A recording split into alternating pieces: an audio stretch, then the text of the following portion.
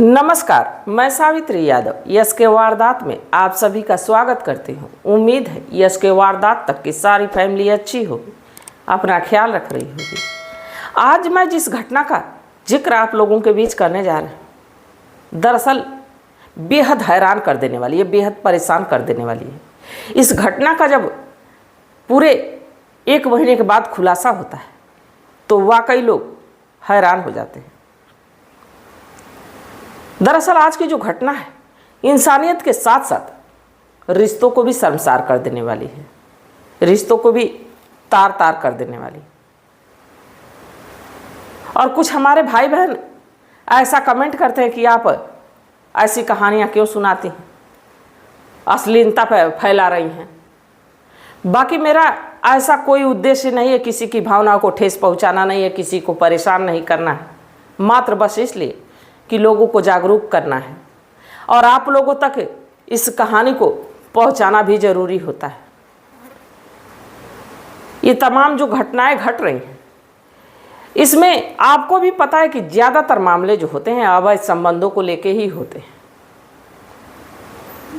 चाहे वो छोटे उम्र वाले लोगों के साथ हो या बड़े उम्र वाले लोगों के साथ हो, पर ज़्यादातर मामला अवैध संबंधों को लेके, चाहे किसी भी थाने में, किसी भी कोतवाली में, कहीं भी जाइए तो ज़्यादातर मामला ऐसा ही निकल के आएगा। 90% लगभग जो मामला रहेगा प्रेम प्रसंग को लेके ही रहेगा, अवैध संबंध को लेके ही रहेगा। तो जो समाज में हो रहा है उसी बात को समाज के सामने रखा जा रहा है, सिर्फ उसको कवरेज किया जाता है, उसको आप लोगों तक पहुंचाया जाता है। तो इसमें किसी को परेशान करना, किसी को दुख पहुंचाना नहीं है, बल्कि बस अब इतना ही है कि लोग जागरूक हों, लोग जानें इस बात को। तो चलिए ज़्यादा बात ना करते हुए आज की घटना पे चलते हैं। तो आज की घटना की शुरुआत करूं उससे पहले आप लोगों से एक गुजारिश है, एक रिक्वेस्ट है कि जितने भी हमारे चैनल पे नए भाई बहन आए होंगे, चैनल को सब्सक्राइब कर लेंगे, घटना को ज़्यादा से ज़्यादा शेयर करेंगे। इस घटना को सुनाने का मेरा उद्देश्य ये नहीं है कि किसी की भावनाओं को ठेस पहुंचाया जाए, किसी को आहत किया जाए, बल्कि बस इसलिए कि लोगों को जागरूक किया जाए। दरअसल मैं बात कर रही हूँ उत्तर प्रदेश का एक ज़िला लगता है उन्नाव। इसी उन्नाव में 5 जून 2024 को बात करूँ तो ये जुलाई चल रही है और बीते हुए महीना यानी जून की मैं बात कर रही हूँ। 5 जून को एक इलाका पड़ता है उन्नाव का, एक कानपुर से लखनऊ जाने वाला रास्ता, लखनऊ जाने वाला हाईवे। इसी दोनों रास्तों के बीच में एक जगह लगती है तरबी खेड़ा गांव। इसी तरबी खेड़ा गांव के 5 जून सुबह 6 बजे इसी इलाके में तरबी खेड़ा के एक मंदिर के पास एक कुआं रहता है। कुआं पूरी तरह से सूखा है, उस कुएं में पानी नहीं। वहाँ से एक जाने वाला व्यक्ति देखता है कि उस कुएं के पास एक बाइक खड़ी है, एक गाड़ी खड़ी है। तो पहले तो इधर उधर देखता है कि कौन गाड़ी खड़ा किया है। बाकी कुछ देर तक वहाँ वो देखने की कोशिश करता है, बाकी वहाँ कोई आता नहीं है। तो उसको कुछ मामला गड़बड़ लगता है। अब वो नज़दीक जाता है बाइक के, सोचता है कि बाइक के पास जाऊँ तो जिसकी बाइक हो सके देखे तो आए। बाइक के पास जाता है, वहाँ लगभग 15-20 मिनट खड़ा रहता है, बाकी कोई दिखता नहीं। तब तक उसकी नज़र उस कुएं में जाती है और जब कुएं में जाती है तो चौंक जाता है, क्योंकि उस कुएं में एक व्यक्ति मरा हुआ पड़ा रहता है। अब तुरंत व्यक्ति घबराने लगता है और लोगों को आवाज़ देने लगता है। कुछ देर में वहाँ कुछ लोग इकट्ठा हो जाते हैं। फिर जो इस तरबी खेड़ा का नज़दीकी पुलिस थाना होता है वहाँ फ़ोन होता है, वहाँ से पुलिस की एक टीम आती है। डेड बॉडी को कुएं से बाहर निकाला जाता है। अब इसकी पॉकेट को चेक किया जाता है, इसके बाइक की डिग्गी को चेक किया जाता है और इस चेकिंग के दौरान एक आईडी कार्ड मिलता है, जिससे पता चलता है कि इसका नाम नदीम है और नदीम कानपुर का रहने वाला है। अब जब ये पता चल जाता है कि नदीम कानपुर का रहने वाला है, तो कानपुर पुलिस से, यहाँ की पुलिस तरवीखेड़ा की कांटेक्ट करती है। तो पता चलता है कि इस नदीम नाम का व्यक्ति, जिसकी गुमशुदा होने की रिपोर्ट दर्ज हुई है, अब नदीम के माँ को ये सूचना दी जाती है। नदीम की माँ को जब ये सूचना मिलती है तो अरफा बेगम, जिनका नाम है नदीम की माँ का, वो इस घटना स्थल पर पहुँचती हैं और इस डेड बॉडी की शिनाख्त करती हैं। तो पता चलता है कि ये नदीम ही। वो रोने लगती हैं, चीखने लगती हैं, चिल्लाने लगती हैं बदहवास से। दरअसल ये जो नदीम है, इसकी एक बहन जो कि शादीशुदा रहती है और नदीम भी शादीशुदा रहता है। बाकी कुछ समय पहले इसकी पत्नी इसको छोड़ के मायके चली गई रहती है। और जो ये आरफा बेगम है, इनके पति यानी नदीम के पिता, यही कोई 2 से ढाई महीना पहले इस दुनिया को छोड़ के चले जाते हैं, जिससे कि आरफा बेगम पूरी तरह से टूट जाती है।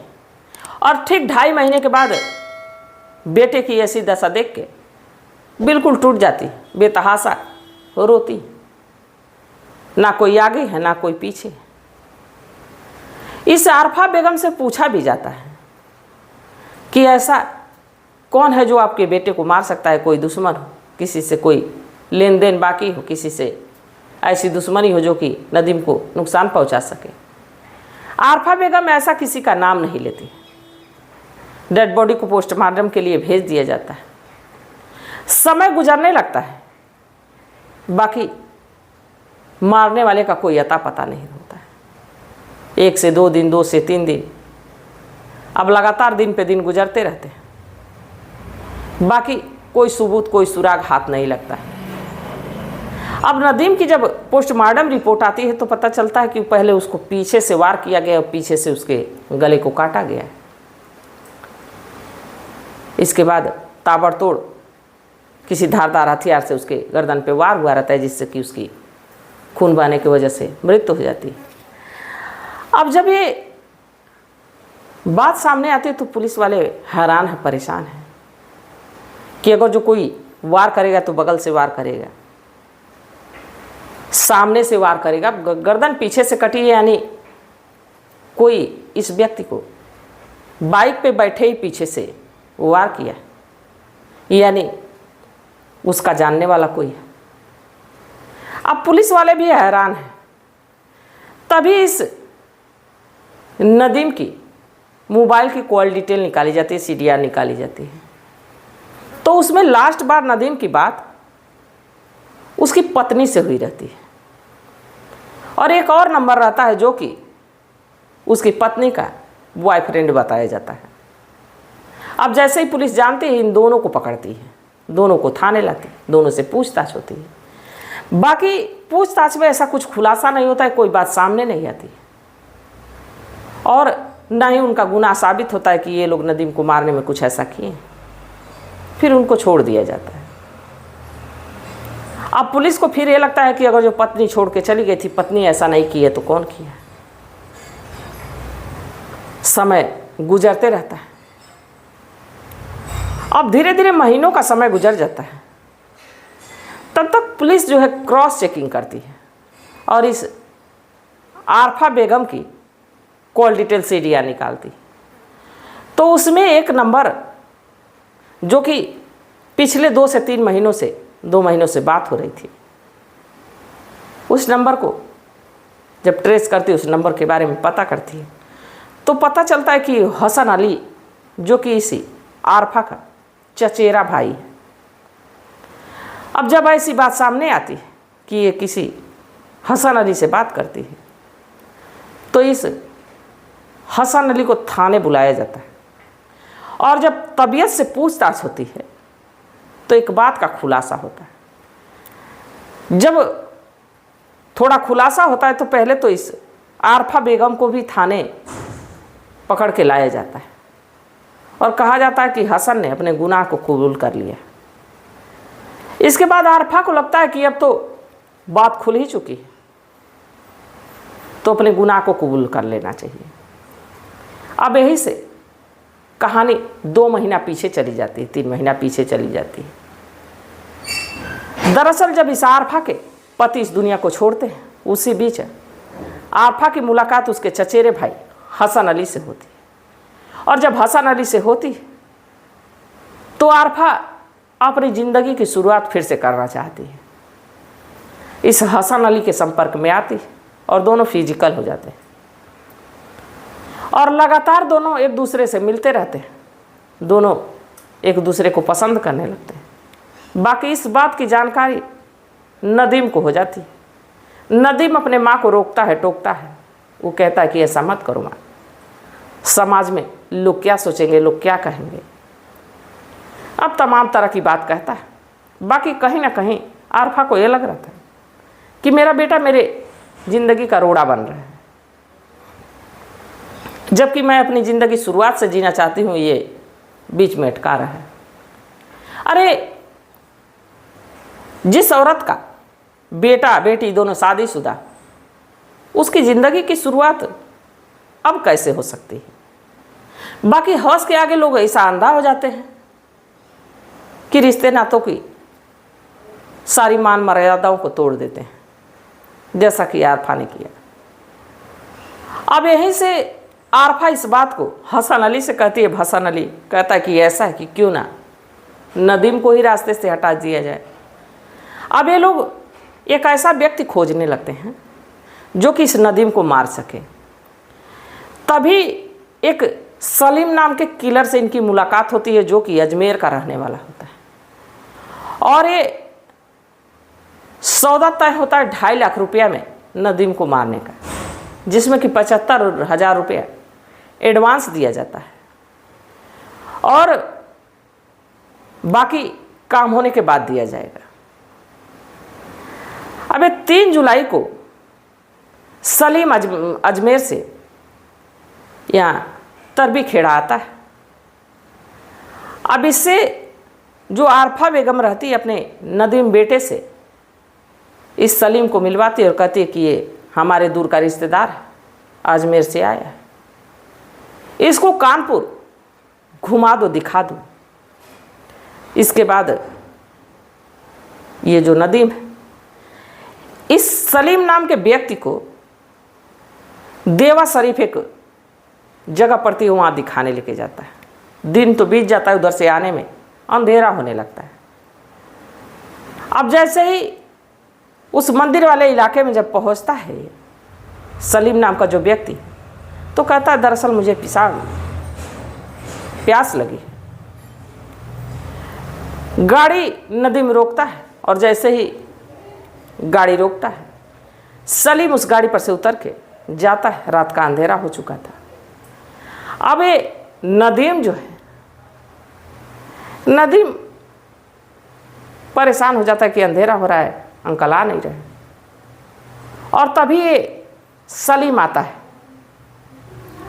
बाइक पे पीछे बैठ जाता है और जैसे पीछे बैठता है ये नदीम अभी गाड़ी स्टार्ट ही कर रहा था, सलीम पीछे से गर्दन पे वार करता है और लगातार ताबड़तोड़ वार करता है और घटनास्थल पे ही नदीम की मौत हो जाती है। उसको घसीट के उस कुएं में डालता है, बाइक को ही छोड़ता है और वहाँ से भाग के आता है, फ़ोन करता है और इस महिला को बताता है कि काम हो गया, अपने बाकी के रुपए लेता है, चल देता है। जब इस बात का खुलासा जब आरफा बेगम करती है तो वाकई लोगों के होश उड़ जाते हैं कि एक महिला जो कि अपनी आधी से ज़्यादा उम्र जी चुकी हो, उसने अपने स्वार्थ के लिए अपने ही बेटे का कत्ल करवा दिया।